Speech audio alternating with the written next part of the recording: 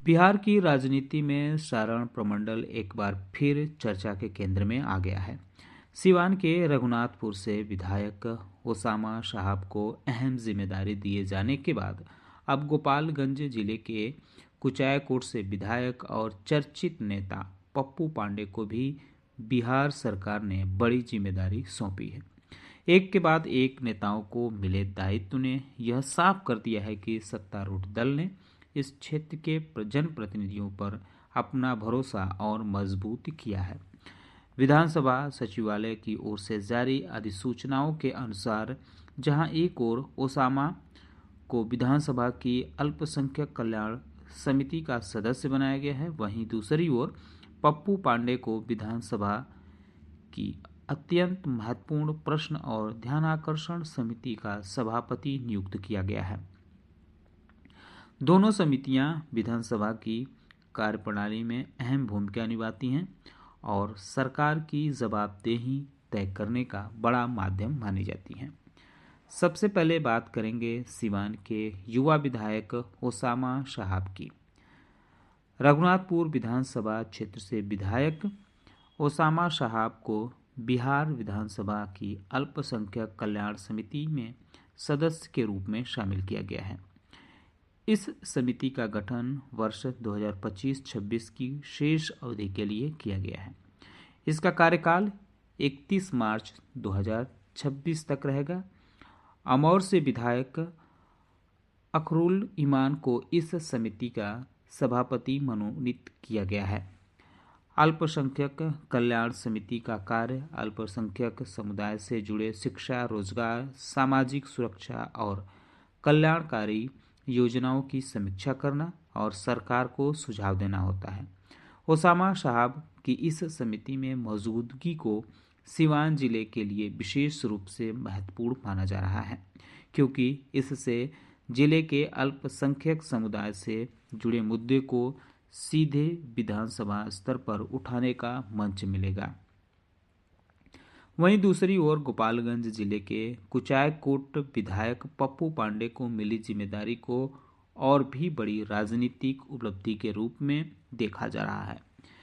बिहार विधानसभा की प्रश्न एवं ध्यानाकर्षण समिति का सभापति बनाया जाना किसी भी विधायक के लिए प्रभावशाली पद माना जाता है।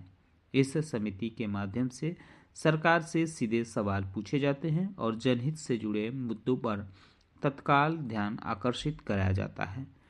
पप्पू पांडे की नियुक्ति विधानसभा अध्यक्ष के आदेश पर की गई है और उनका कार्यकाल भी 31 मार्च 2026 तक रहेगा।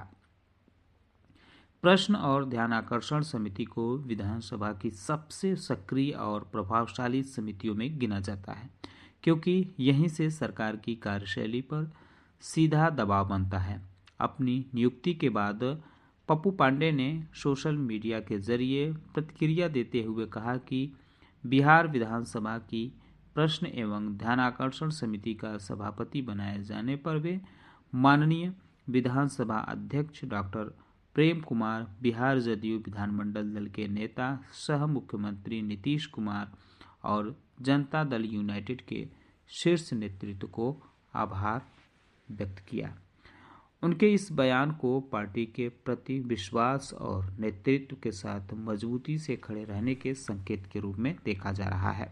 राजनीतिक विश्लेषकों का मानना है कि ओसामा साहब और पप्पू पांडे को एक अहम जिम्मेदारी मिलना महज संयोग नहीं है। यह सत्तारूढ़ गठबंधन की उस रणनीति का हिस्सा माना जा रहा है जिसके तहत क्षेत्रीय संतुलन साधते हुए प्रभावशाली और सक्रिय विधायकों को आगे बढ़ाया जा रहा है। सारण प्रमंडल लंबे समय से राजनीतिक रूप से अहम रहा है और यहाँ से आने वाले नेताओं को जिम्मेदारी देकर संगठनात्मक मजबूती का संदेश दिया गया है। सिवान और गोपालगंज दोनों जिलों में इन नियुक्तियों के बाद समर्थकों में उत्साह का माहौल है।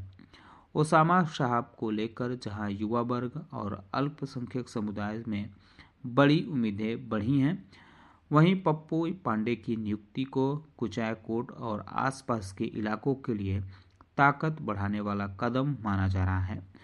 राजनीति के जानकार यह भी मानते हैं कि आने वाले समय में इन दोनों नेताओं की भूमिका केवल समिति तक सीमित नहीं रहेगी, बल्कि विधानसभा के अंदर और बाहर दोनों ही स्तर पर इनकी सक्रियता बढ़ेगी। इन जिम्मेदारियों को संगठन और सरकार दोनों के लिए अहम माना जा रहा है। कुल मिलाकर उसामा शहाब और पप्पू पांडे को मिली जिम्मेदारियां यह संकेत देती हैं कि बिहार सरकार और सत्तारूढ़ दल ने सारण प्रमंडल के नेताओं को केंद्र में रखकर आगे की राजनीति की रूपरेखा तैयार करना शुरू कर दिया है।